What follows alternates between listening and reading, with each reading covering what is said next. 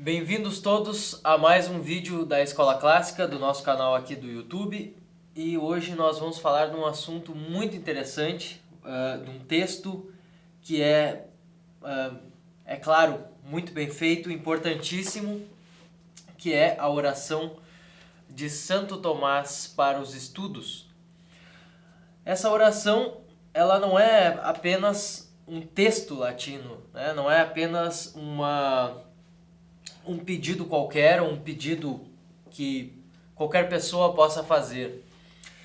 Ela é ligada intimamente com a vida de Santo Tomás, né? Com a biografia, o que nós sabemos da biografia de Santo Tomás, e também tem toda a sua profundidade teológica, da qual nós poderíamos passar horas falando aqui, né, sobre todo tipo de implicação que tem a partir dessa oração, de tudo que ela afirma, tudo que há aqui. No entanto, nós vamos hoje falar especialmente do latim dessa oração e mostrar mais ou menos como que nós podemos entendê-la melhor e como que nós podemos nos acostumarmos a essas formas aqui que estão presentes nas frases que compõem essa oração, nos pedidos, nas afirmações que tem aqui. Então eu vou começar lendo com uma pronúncia, com a pronúncia eclesiástica, e todos que ouvirem bem e que prestarem atenção podem repetir depois, né? Nós deixaremos esse texto aqui próximo desse vídeo, na mesma página, e todos poderão acompanhar, mas é bom sempre prestar atenção aqui, e para quem tem uma seleta de orações, por exemplo, pode prestar atenção naqueles acentos. Na verdade, não são acentos abertos que vamos encontrar nos textos, mas apenas uma indicação de sílaba tônica, né? Então, quando se encontra um daqueles acentos, não tem a mesma significação, não tem o mesmo significado que eles têm na língua portuguesa, que nós temos o acento agudo e o acento circunflexo. Nós temos então a pronúncia da oração primeiro, eu vou pronunciá-la completamente, e nós vamos seguir. E também peço que tentem compreender enquanto eu pronuncio, tentem compreender algumas palavras que tem aqui, tentem compreender até o sentido em parte. É claro que muito pouco é possível para quem nunca estudou latim, mas para quem já sabe um pouco, talvez seja possível compreender algo. Então, prestem atenção agora nessa primeira leitura e depois nós vamos falar de termo a termo aqui. Creator ineffabilis, quid thesauris sapientiae tres angelorum hierarchias designasti, et ea super caelum imperium collocasti atque universi partes elegantissime distribuisti. Tu, inquam, qui verus fons luminis et sapientiae diceris, ac superminens principium infundere dineris, super intellectus mei tenebras, tue radium claritatis, duplices, in quibus natus sum, a me removens tenebras, peccatum scilicet, et ignorantiam.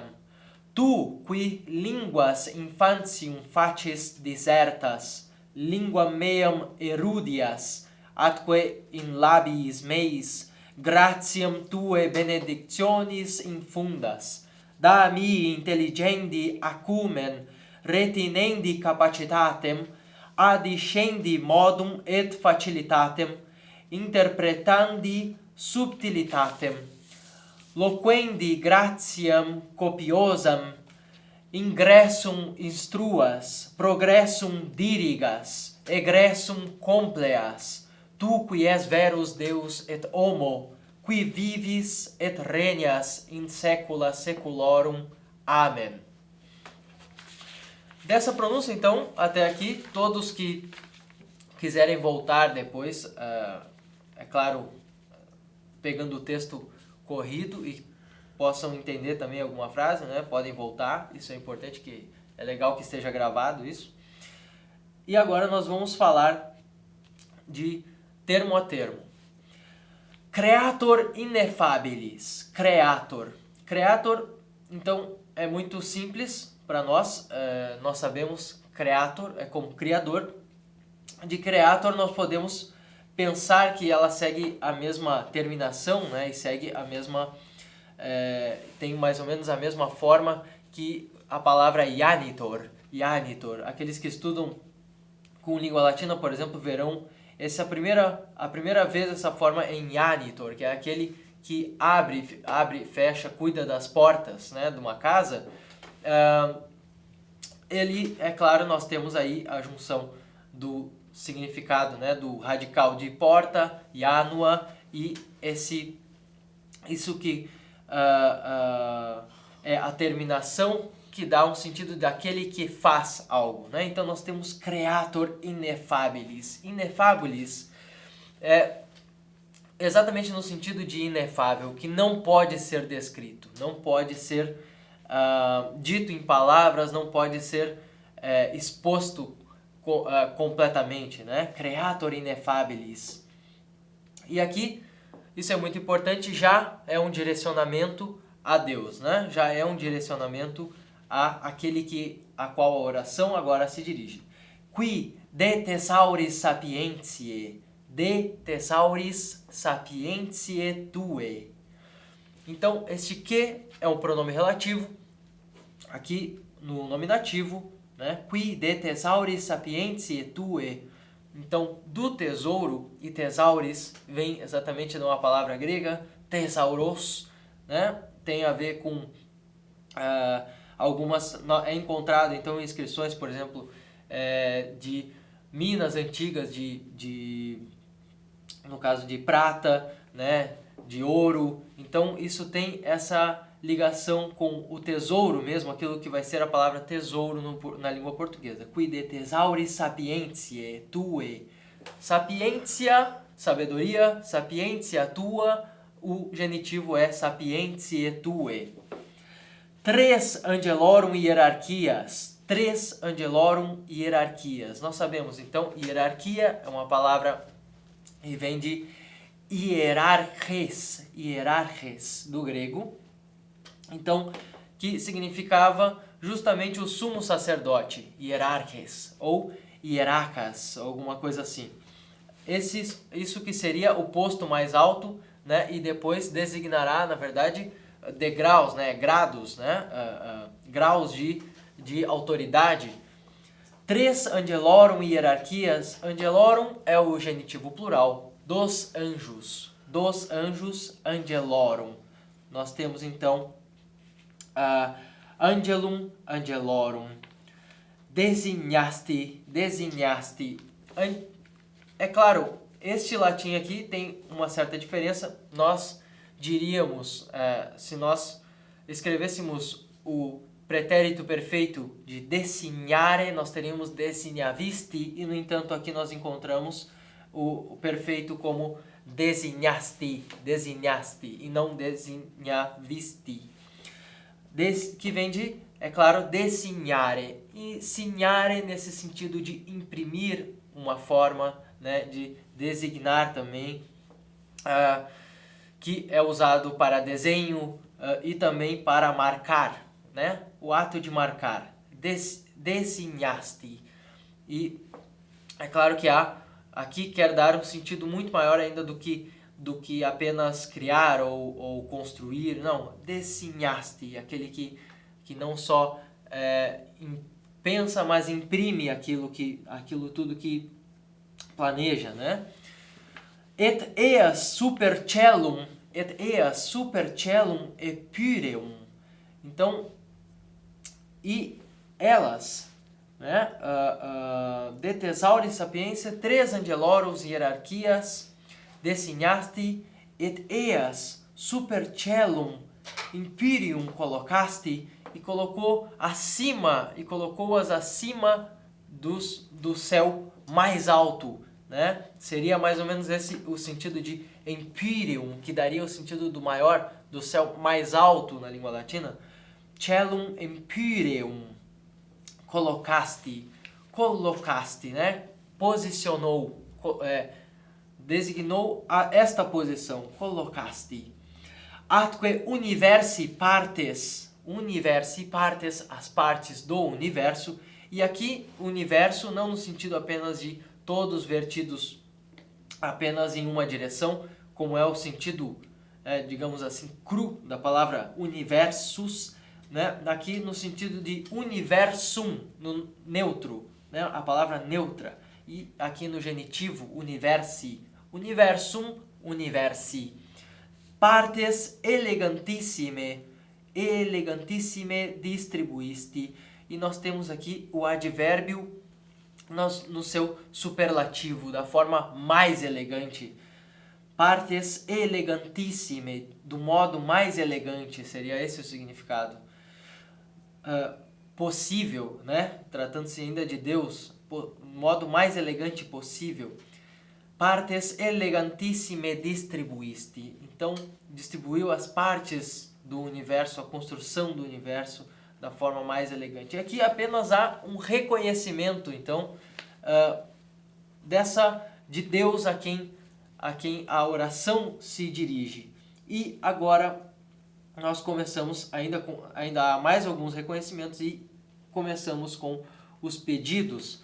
Tu, inquam, e aqui inquam no sentido de digo, eu, né, agora na minha posição. Tu, inquam, qui verus fons luminis et sapientiae diceris, que é dito a fonte da luz e da sabedoria, da luz que ilumina o intelecto. Aqui é esse o sentido, então. Verus, a verdadeira fonte. Verus fons. Verus, assim nós podemos notar, né? Verus fons luminis et sapientiae. Luminis é o genitivo e sapientiae também. E nós sabemos que vem de lumen e aqui sapientia. Sapientia, genitivo sapientiae, lumen, luminis. Né? Não exatamente lux, embora tenha a mesma origem, mas luminis, de lumen. Aqui fons, fonte, seria mesmo que fonte, e nós temos a palavra fonte e sabemos que no latim fons tem o genitivo também fontes, e o acusativo, é claro, por ser de terceira declinação, fontes, fontem, no caso no singular. Et sapientiae diceris. Diceris é um verbo na voz passiva, diceris, que és dito, né? Dirigido, então, é diceris, que é dito, mas dirigindo-se, é claro, no caso, a segunda pessoa, tu, diceris. Se tivéssemos uma ordem direta, como no caso na língua portuguesa, teríamos tu, qui verus fons luminis et sapientiae diceris, ou tu diceris verus fons luminis sapientiae. Ac supereminens principium. Então, o supremo princípio, supereminens principium. E aqui, principium é o nominativo, supereminens também concorda com o nominativo, é um adjetivo aqui, supereminens principium. Infundere dineris. Então, é dignificado, né? Se digna a infundir superintellectus mei. Lembrando que intelectus, assim como spiritus, né, é uma palavra de quarta declinação, e mei tem a mesma flexão de intelectus, porque, é claro, intellectus mei, meu intelecto, nós temos então intellectus, intellectus, e aqui é o genitivo singular. Também do pronome possessivo meus, nós teremos o genitivo singular, mei. Superintellectus mei tenebras, tenebras, as trevas, né? As partes obscuras, tenebras, tue radium claritatis, tue radium claritatis. Claritatis concorda com tue, ou seja, a tua, da tua claridade, né? Nós temos o possessivo no genitivo, tue claritatis, e nós teremos também, claro, claritas, claritatem no acusativo, claritatis no genitivo, é uma palavra de terceira declinação. Radium é o raio, né? O próprio raio, radium. Então, o que se diz aqui é super intellectus mei tenebras tue radium claritatis duplices. E agora, as duplices refere-se ao que é as próprias trevas, né? São duplas. In quibus natus sum, nas quais, e aqui quibus no ablativo, in quibus, nas quais. Teremos essa a tradução, a melhor tradução possível, né? Nas quais, in quibus natus, nascido, natus sum. Nas trevas nas quais sou nascido, né? Ou nasci, nas trevas nas quais nasci. A me removens tenebras. Então, de mim removes, removendo aqui, removens é o particípio nominativo, removens. Então, tem a mesma, né, exerce quase a mesma função do que teríamos no nosso gerúndio no português, né? E não vamos confundir com o gerundivum do latim.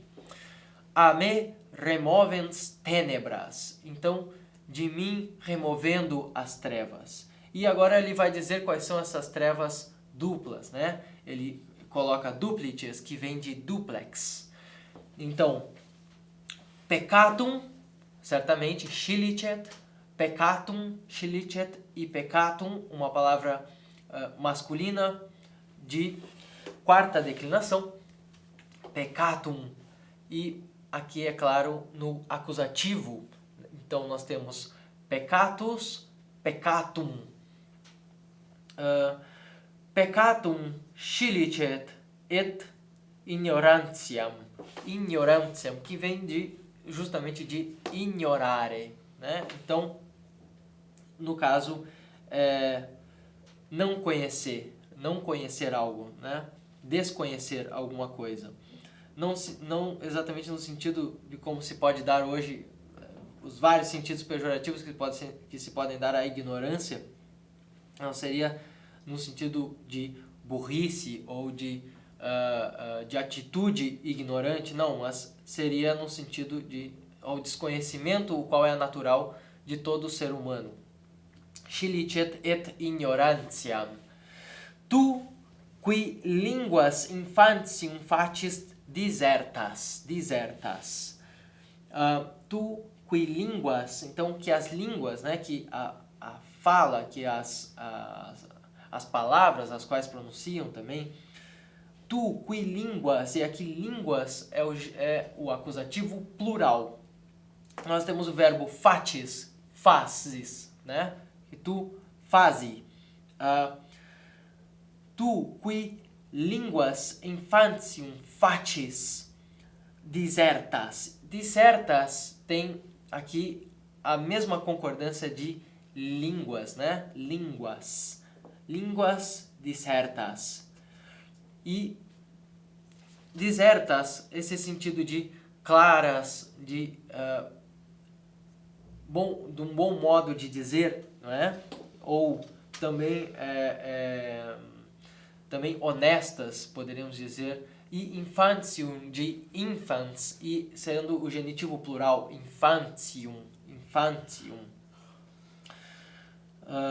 das crianças, né? Dos pequeninos, ou dos bebês também. Infants é aquele que ainda não fala, na verdade. Tu qui linguas infantium facis disertas. Lingua meam erudias. Erudias, então, aqui, é claro, como erudire, e agora ut erudias, nós temos um verbo no conjuntivo, né? Erudias, lingua meam erudias. Atque in labiis meis gratiam tue benedictionis. Atque in labiis, exatamente de lábio, né? Aqui no ablativo plural, labiis, labiis. Assim como nós temos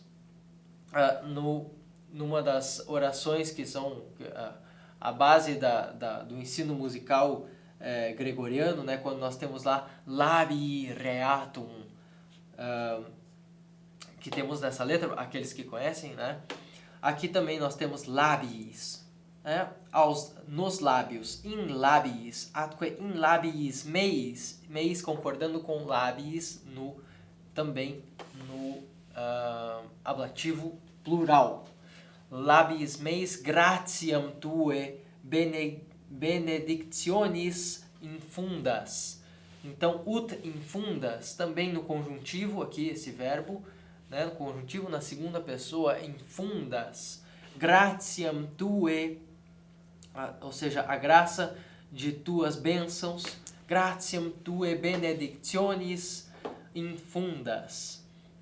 Ou seja, infundas, né, tu infundas. Claro, seria, se nós fizéssemos uma tradução literal, teríamos que colocar para o subjuntivo da língua portuguesa, e aqui nós temos um conjuntivo, assim como em erudias, erudias. Erudit, erudias, erudis, erudias. Se nós tivéssemos uma segunda pessoa, então erudis, erudias, agora no conjuntivo. Da, mi, nós sabemos é o dativo, né, do pronome pessoal, e dá um verbo no imperativo, dá. Agora não é mais nesse sentido mais quando se usam esses verbos no conjuntivo, é quase que uma forma mais elegante de fazer um pedido ou de imperar algo, ou de sugerir algo a Deus, né, nesse caso. Nós também temos esse uso dos verbos no conjuntivo também na oração do Pai Nosso. Aqueles que já viram, aqui nós temos também vídeos que mostram a oração do Pai Nosso. Da-mi intelligendi acumen, intelligendi acumen. E aqui esse acumen no sentido de pungência, né, de pontualidade, de intensidade.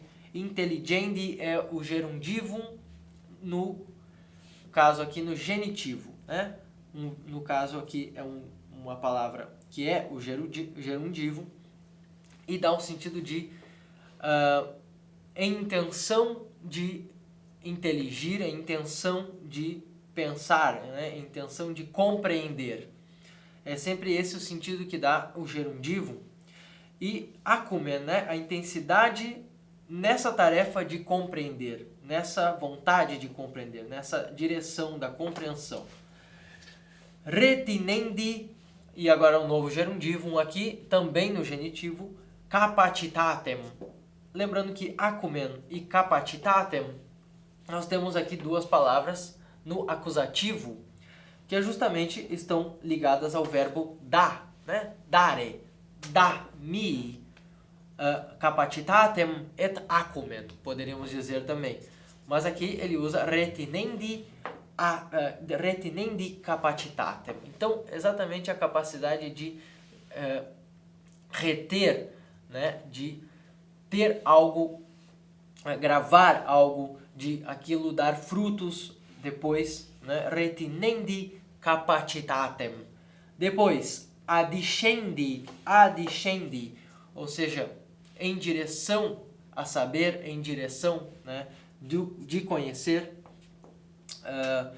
Aqui em estudar, adiscendi também é um gerundivum, adiscendi e também é um genitivo do gerundivum, né? Nós temos lembrando que nós temos gerundivum também em outros casos.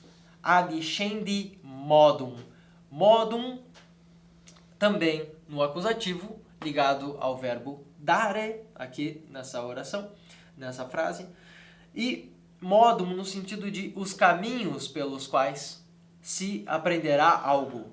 Et facilitatem, facilitatem adiscendi. Então, a facilidade, me dá a facilidade de aprender, né? Os modos, as direções para aprender. Depois, antes, né, como foi dito, retinendi, então a capacidade de disso ficar gravado no meu coração, disso continuar dando frutos depois mesmo de ler ou de tentar compreender algo, assim como compreender. Intelligendi acumen. Interpretandi subtilitatem. Interpretandi subtilitatem. E aqui seria interpretar com perfeição. Subtilitatem também no acusativo, interpretandi é o gerundivo no genitivo. E nós temos aqui essa parte que é muito importante, que são aqui a oração praticamente destrincha o modo de aprender algo em várias partes, né? Então existem várias partes das quais devem ser cuidadas para que nós estudemos, né? Quando nós estudamos algo, nós devemos cuidar com tudo isso, em compreender primeiramente, depois em reter aquilo que se compreendeu, para que aquilo gere algum fruto e possa no futuro dar entendimento de outras coisas, assim como os modos de poder compreender aquilo que estudamos, ou de poder empreender aquilo que estudamos, assim como interpretar as coisas, interpretar a realidade no caso, com precisão, sem erro, sem cair em algum tipo de erro ou vício. E depois, eloquendi gratiam copiosam. Gratiam copiosam. Então, uma rica graça aqui, copiosam, no sentido de riqueza mesmo, de abundância, né? Loquendi gratiam copiosam. Copiosam, nós temos aqui a concordância com gratiam, e da mesma forma como nós tínhamos interpretandi subtilitatem, modum et facilitatem, nós temos aqui gratiam copiosam. E loquendi também é o gerundivum no genitivo. Loquendi, em falar, em dizer, em professar aquilo que for aprendido. É claro, nós temos aqui um caminho completo, desde o aprendizado até o momento da expressão desse aprendizado, né? De passar esse aprendizado. Aquilo que é de uma forma passiva colocado naquele que estuda, e depois da forma como aquilo é expresso. Ingressum instruas. E aqui nós temos essa nova oração. Ingressum instruas. Ut ingressum instruas. Então, instruere transformar-se-á em instruas. Justamente nesse sentido de instruir, e aqui no conjuntivo, né? Que tu me instruas. Ingressum, né? Ao caminhar, ou seja, dentro da caminhada, né? Dentro dos meus passos, dentro daquilo que eu tento penetrar pelos estudos, né? Ingressum, e depois ele dirá progressum dirigas. Dirija no progresso, em direção ao progresso. Aqui notando esse uso que vem do supino, por exemplo, ingredi, progredi. Nós temos aqui esses infinitivos, ingredi, progredi, egredi. Nós temos todas essas palavras como verbos depoentes que têm a forma da voz passiva, embora sejam em voz ativa.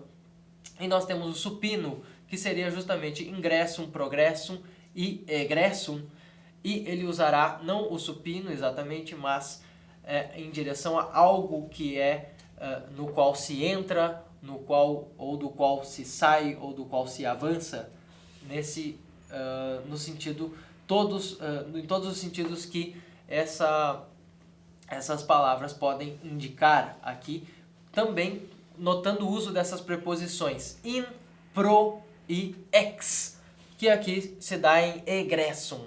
E não vamos dizer exgressum, justamente porque temos ali consoante G, né, na palavra, então nós diríamos egressum. Ingressum instruas progressum dirigas. E aqui também dirigas no conjuntivo, um verbo no conjuntivo na segunda pessoa, dirigas.